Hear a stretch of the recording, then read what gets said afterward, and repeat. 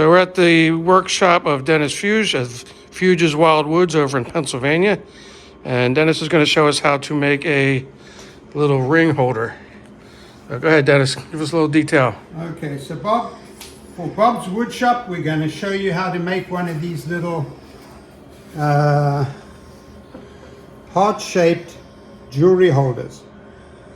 I went to the Waterford cut crystal shop in Ireland when I was over there, and I saw these for sale for 65 pounds, or $65, the equivalent of $65. So I thought, well, we can make that out of wood. We're woodworkers. We can do all kind of stuff. So I'm going to show you how to make one of these little heart-shaped ring and jewelry holders for your loved one. Okay.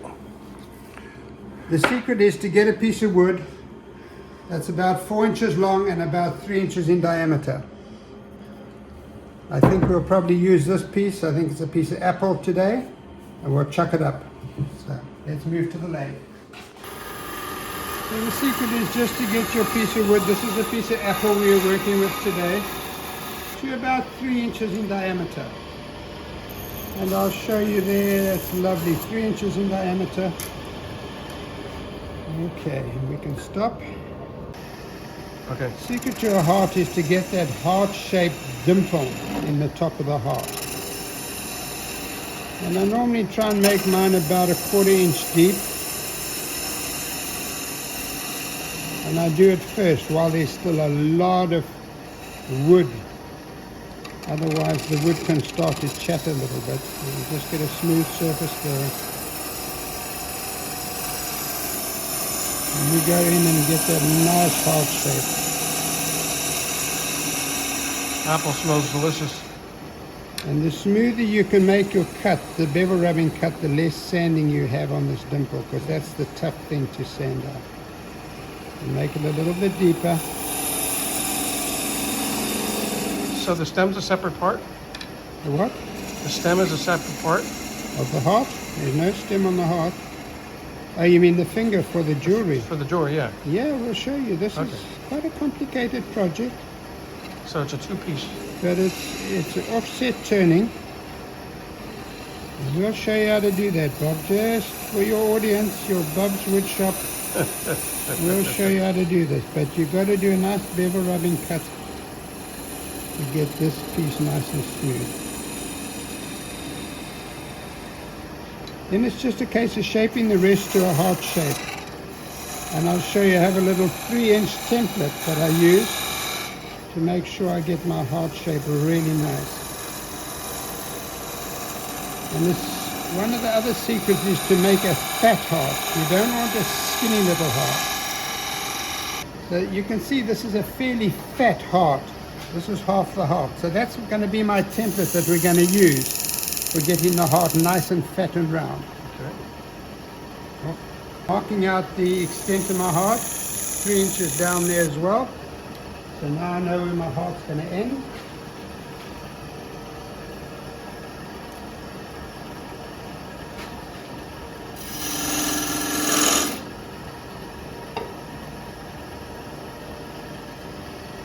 Using my 1/4 inch bowl gouge, and I'm just making little bevel rubbing cuts all the way down to shape my heart.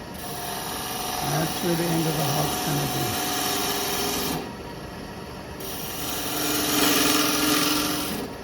So I made myself some room at the back there with a parting tool, just so that I can get around and start shaping my heart. And at this point here, where my tool is now, you've got to make sure you don't cut away too much. Otherwise your nice round fat heart disappears fairly fast, and you end up with a little skinny heart.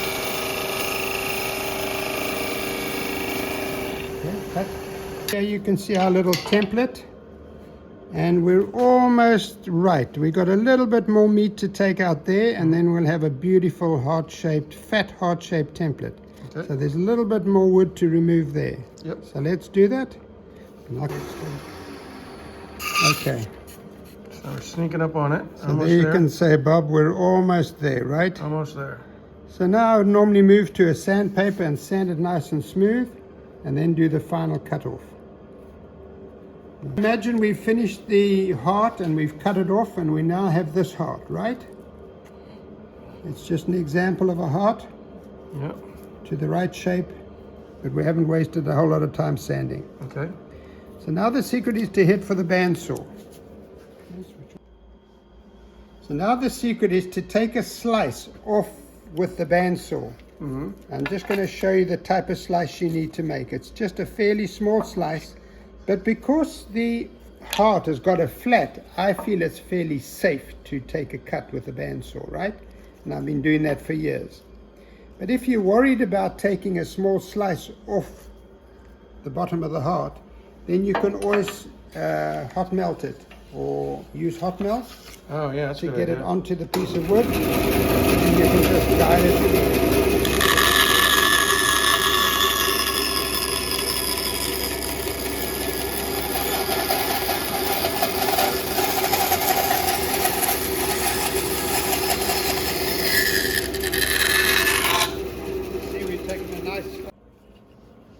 Okay, now the secret to getting this offset turn properly is to line your ruler up with that little dimple that you made, the center of the dimple, and the front of the heart, and draw a little line.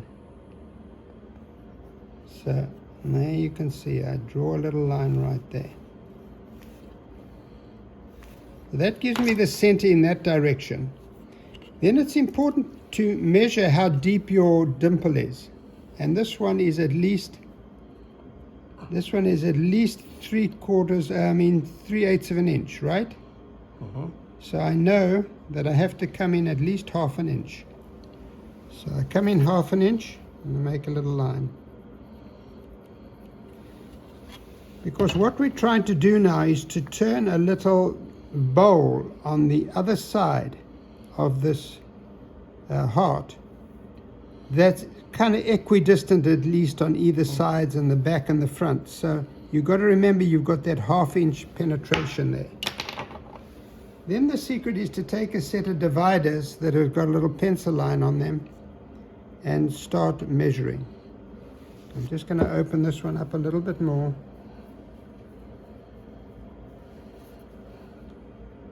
Estimate where the center is. Almost touching the side there, almost touching the side there, almost touching this line we made, and almost touching there. We can open it up a bit more and you can see it actually touch.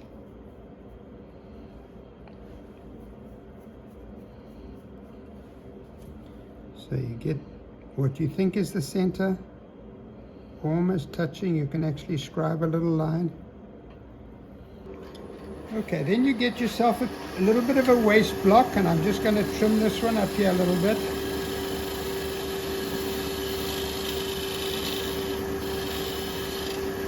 Just trim it nice and flat on the front.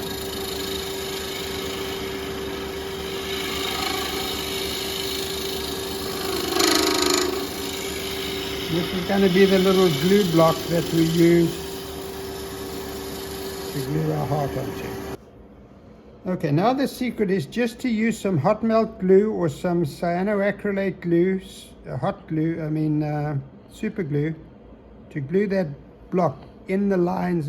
So that inner line is my reference line to get this perfectly on the back. Okay. So what we'll do is we'll just get our hot melt gun, we'll put some hot melt on there. This is on the high setting. Put our glue gun down, get our block, line him up. And then we're just right. Give him a bit of pressure. That's lined up beautifully inside that inner line. A bit of pressure.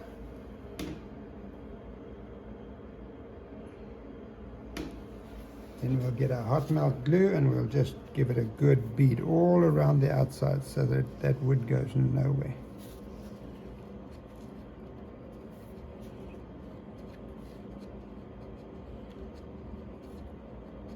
So there's a nice bead of hot melt glue all the way around. We can let that cool. Okay. Okay, so what I didn't tell you, before you make the cut, you must look for the prettiest part of the wood. So here's a piece that had a little bit of a imperfection in, and I've actually added some copper, because you're only going to be using this 1 inch of the outer piece of this wood. That's all that's going to survive. So you want to use the prettiest part. On this black walnut one that we've just cut, you can see I've actually deliberately cut it so that the tip of the finger is going to be into the sapwood, and this part of the heartwood is going to be what is the prettiest part, right? Make sense? Yep. Okay. So Bob, now our hot melt glue is all set up. It's nice and tight there. And you can see this thing is going to look very wobbly on you. You can see it wobbling on the lathe. That's the off-center part, right? Mm-hmm. And I brought my tailstock up so that it's nice and tight, so that as I turn, nothing's going to come off. Okay, now it's a case of getting a 1/4 inch bowl gouge.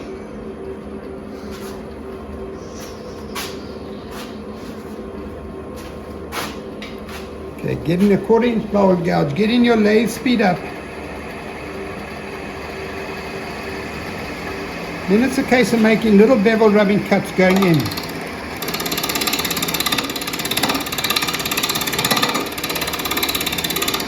And then little bevel rubbing cut coming this way. Little bevel rubbing cut going that way.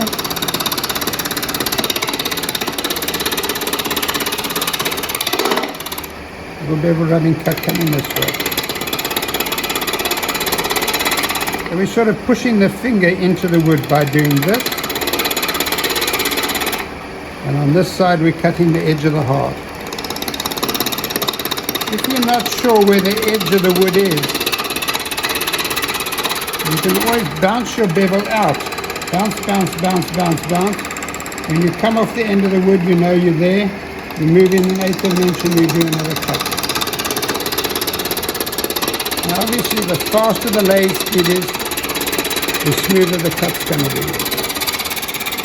Okay, let's stop there and have a look. So you can see I'm starting to get my finger into shape, and I've got at least 1 inch to go before I'm at the depth of my heart, right? Mm-hmm. You see that? Yep. So it's now just a matter of cutting.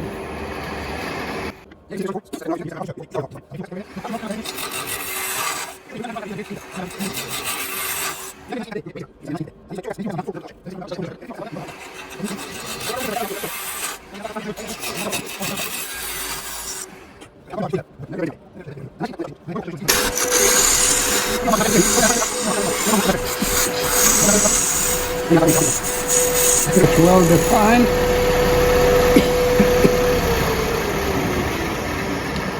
Now all we got to do is cut a little bowl. A little scoop and we're A little bowl at the bottom. a little sanding, we're done. Mm-hmm.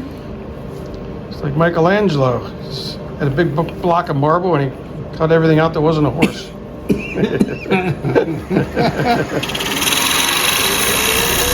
Now this is simple bowl turning now. Now obviously you want to make sure you don't go too far.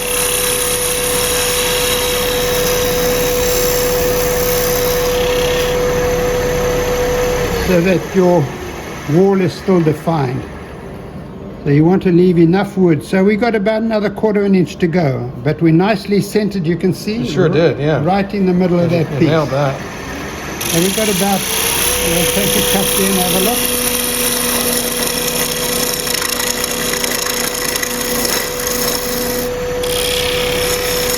Love the smell of walnut. Yeah, it's obviously catching the back of my throat though.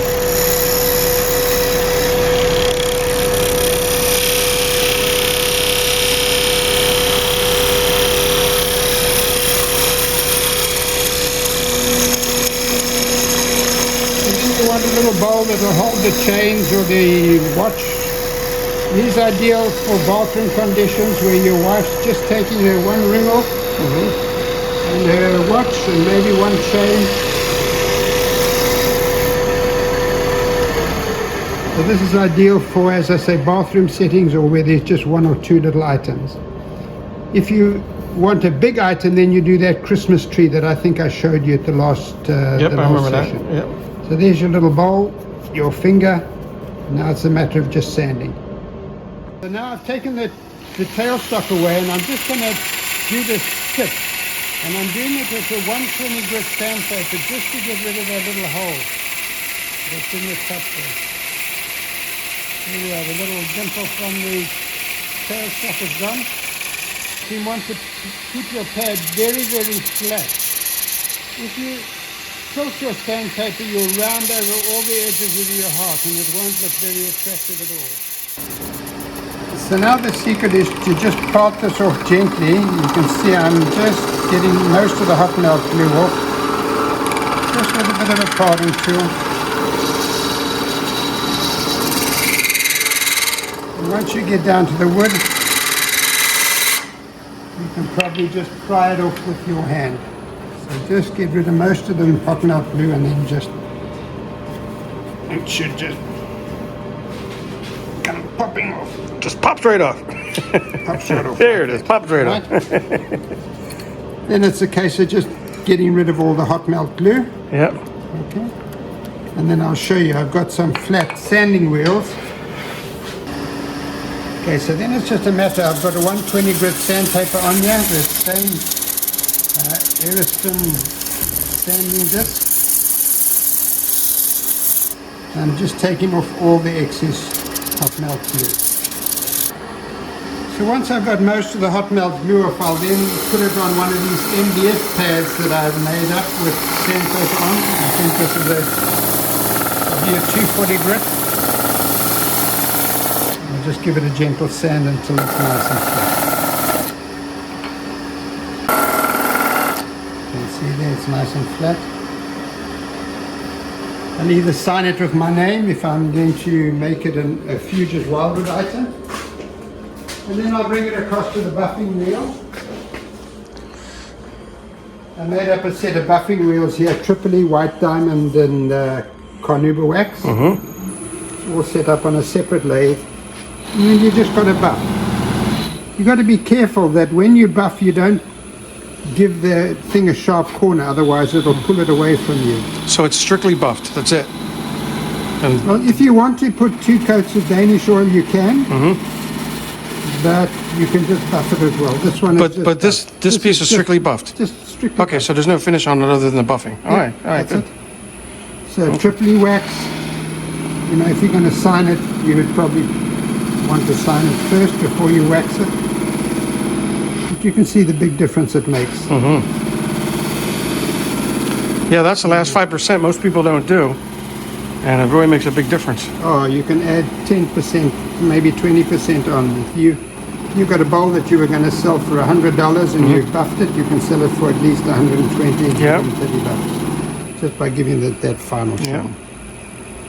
And I think that's a very, very cute little Yes, it is. ring holder with place for the watch or the chain.